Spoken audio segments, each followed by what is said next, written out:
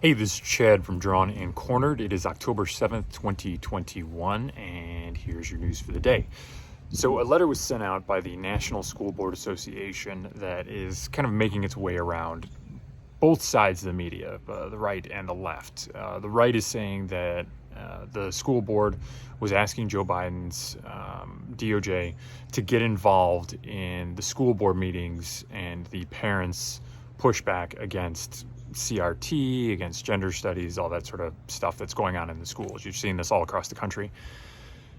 And labeling those parents as domestic terrorists. Now, the crux of this issue is turning on what exactly the issues are that the school board is upset about when it comes to the parents protesting these school policies.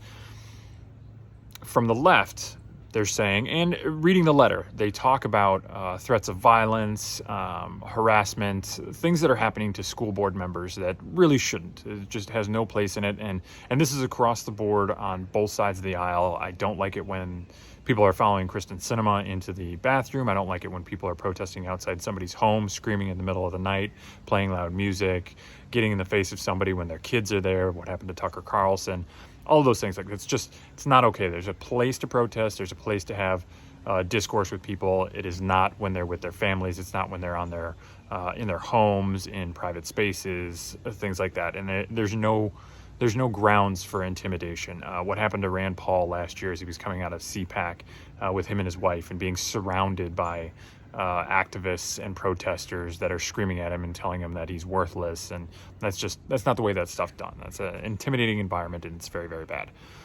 The letter also include not just threats of violence and harassment, but also intimidating acts. Now, this is where it starts getting a little foggy, is that if you're going to say intimidating acts qualify as domestic terrorism and you want the feds involved, the problem is that some of these school boards see pushback as an intimidating act. They see throngs of people outside protesting against this as an intimidating act. They use side entrances and rear entrances, and they say that they don't want to show up because they don't want to have to drive through those protesters, which, again, I understand their point when it becomes violent, when it becomes people smacking on their cars or throwing things at their cars or leaving their addresses out and saying where they live. Like, all of those are intimidating things that are bad and shouldn't happen. But intimidation has enough wiggle room to also be things that are completely acceptable within American protests. There can be things that are intimidating in a protest that aren't necessarily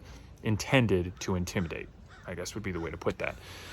But as we start to get the feds involved and start to look at these things as domestic terrorist activities, that changes the rubric for criminality as well, because domestic terrorists are handled totally different than just standard harassment would be, or even violent acts. Violent acts on their own are different from terrorism. As soon as it's into terrorism, a lot of the rights of the terrorist, per se, disappear. A lot of access that they have otherwise disappear once they are labeled a terrorist.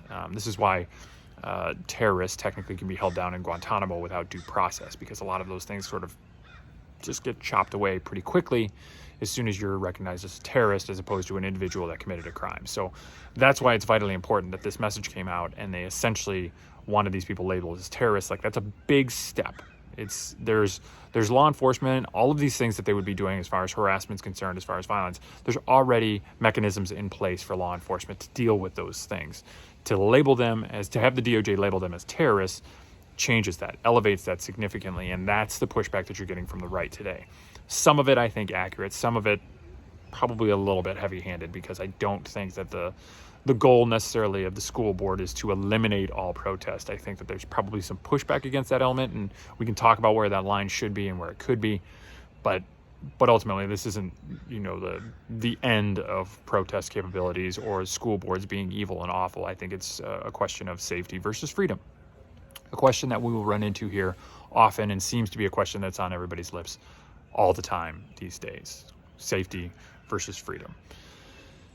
Other than that, Joe Biden's still out there, still making a mess of things, saying that Kristen Sinema being followed into a bathroom is just part of the process, kind of diminishing what that activity was. She was also followed and surrounded as she's going through the Capitol, which again, this is not necessarily a bad thing to have her being asked questions, but it's the manner by which this stuff is happening, and it's the pressure that's being put on her for these infrastructure deals and the $3.5 trillion deal, and where that line eventually is going to be for progressives and moderate Democrats. And I also love this thing that happened. So Mitch McConnell said that he wasn't going to raise the debt ceiling. Mitch McConnell is the minority leader.